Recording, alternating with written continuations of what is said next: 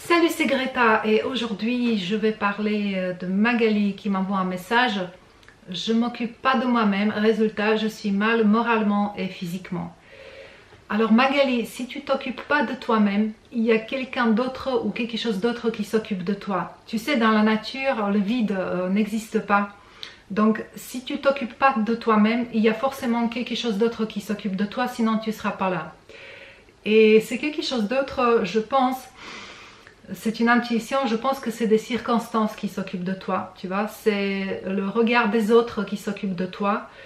Donc il y a forcément un rapport avec les autres, c'est-à-dire que je pense que tu dépends plus de l'extérieur plutôt que de l'intérieur de toi. C'est un peu ce que j'ai raconté dans une vidéo, je ne sais pas pour quelle raison, mais j'ai parlé de ce fameux bocal des cailloux, tu sais, c'est-à-dire que si tu ne places pas dans ton bocal des gros cailloux, c'est-à-dire des choses qui sont importantes pour toi, des choses qui te plaisent, qui te nourrissent, qui te permettent d'améliorer ta vie, ensuite, si tu mets d'abord le sable, la poussière et des conneries dedans, tu n'as aucune chance de mettre ensuite les gros cailloux dans ce bocal. C'était ça cette métaphore et je pense que dans ta question il y a aussi une sorte de manque de confiance de toi.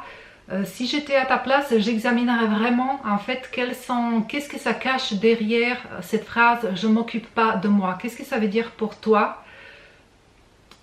Qu'est-ce que ça te fait de ne pas t'occuper de toi? Tu me dis que tu te sens mal moralement et physiquement. Ça veut dire que tu peux éprouver certaines douleurs physiques, peut-être tu sens des tensions dans ton corps et bien sûr dans ton esprit. Et c'est le résultat, c'est juste des symptômes, tu vois, c'est juste des symptômes en fait que tu dévies en fait de la voix, de ta voix à toi. Qu'est-ce que ça veut dire la voix? Alors il y a beaucoup de gens qui n'aiment pas ce mot-là, la voix, c'est très oriental, la voix et... Derrière la voix, il faut toujours un but noble, quelque chose de très important. Tu sais, tu as une valeur intrinsèque, c'est-à-dire que tu es venu sur cette terre et c'est à toi de trouver qu'est-ce qui t'enchante. Je suis persuadée qu'au fond de toi, tu as des désirs, tu as des envies.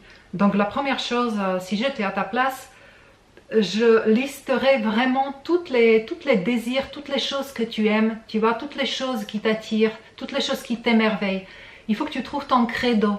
Il faut que tu trouves ton credo de la vie, vraiment cette espèce de cadre qui te permet d'être bien, d'être heureuse, d'être vraiment pleinement ici.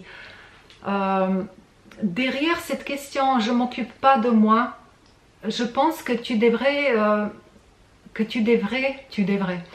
c'est une proposition, tu devrais plutôt mettre une phrase, voilà, comment aller vers ton potentiel.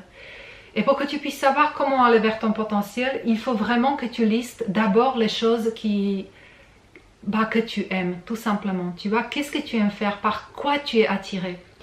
Ensuite, ce que tu pourrais faire, ce qui est vraiment très simple, on a du mal à croire, mais vraiment de profiter de ton corps physique. Tu sais, si tu veux induire un mouvement, tu vois, un mouvement, une action dans la vie, déjà tu peux le faire avec ton corps. C'est-à-dire que si tu commences à bouger, par exemple, si tu commences à danser, si tu commences à courir un tout petit peu, tu vas bouger ton corps un peu. C'est-à-dire qu'en bougeant le corps, tu vas bouger l'énergie, tu vas te mettre en fait en mouvement. Le mouvement c'est très important, le mouvement c'est la vie, tu vois, la stagnation c'est la mort. Et immédiatement quand tu fais par exemple une activité physique qui te procure le bien-être, tu le sens.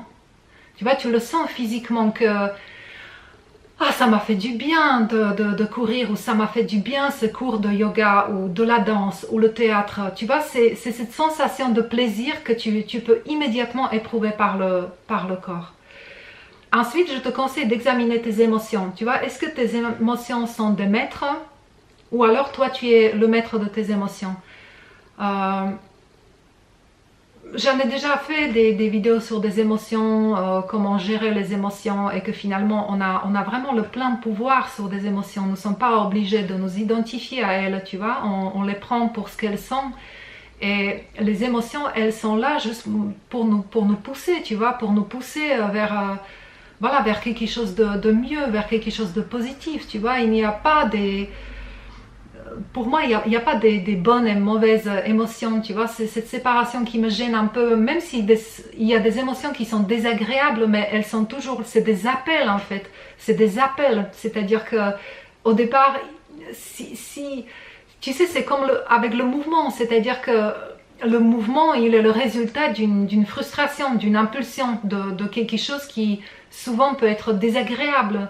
Quand tu commences à faire un sport, tu vois, c'est quelque chose qui peut au départ être inconfortable. Quand tu commences à faire le yoga, c'est inconfortable parce que tu vois que tu n'as pas cette souplesse. Donc c'est une frustration, c'est quelque chose qui peut te mettre vraiment dans un état, c'est désagréable, tu vois. Mais justement, ça existe juste pour te donner cette impulsion pour aller vers ton potentiel.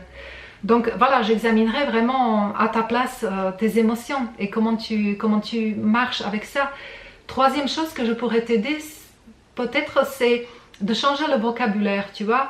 Les mots ont un pouvoir absolument extraordinaire. Essaie d'examiner le vocabulaire, essaie d'examiner les mots que tu utilises le plus souvent dans ta vie, tu vois. Si tu ne sais pas, demande aux autres qu'est-ce que tu dis très souvent dans le quotidien. Les mots ont un pouvoir et les phrases que tu construis par rapport à toi-même ont un pouvoir extraordinaire, dans un sens comme dans l'autre. Tout le monde sait, il y avait des statistiques qui ont été faites par rapport à ça. Tu sais, quand on disait que 95% des prisonniers, donc des gens qui se trouvent en prison, c'était des gens qui dans leur enfance ont toujours entendu qu'ils finiront en prison. Donc les phrases ont des vibrations sur notre vie. Et ces vibrations s'imprègnent, c'est-à-dire que tu fais directement la connexion avec ce que tu crois et ce que tu te dis sur toi-même. Donc essaye de changer vraiment le vocabulaire, essaye de choisir d'autres mots, essaye de parler de toi, tu vois, de parler de toi d'une façon beaucoup plus... Tu vois, beaucoup plus positif. Je ne sais pas comment tu t'exprimes, ça serait beaucoup plus facile si nous sommes face à face. Mais c'est vraiment une très bonne idée déjà pour commencer à instaurer un changement, tu vois. Ensuite, quand tu sais ce qui... quand tu sais ce qui te plaît, quelles sont tes passions, qu'est-ce qui t'enchante, toutes ces choses qui te font plaisir, t'as pas à te poser la question que tu t'occupes pas de toi-même, puisque tu es là pour ce plaisir-là. Si tu culpabilises que tu ne mérites peut-être pas de t'occuper de toi-même, tu vois, c'est un autre problème.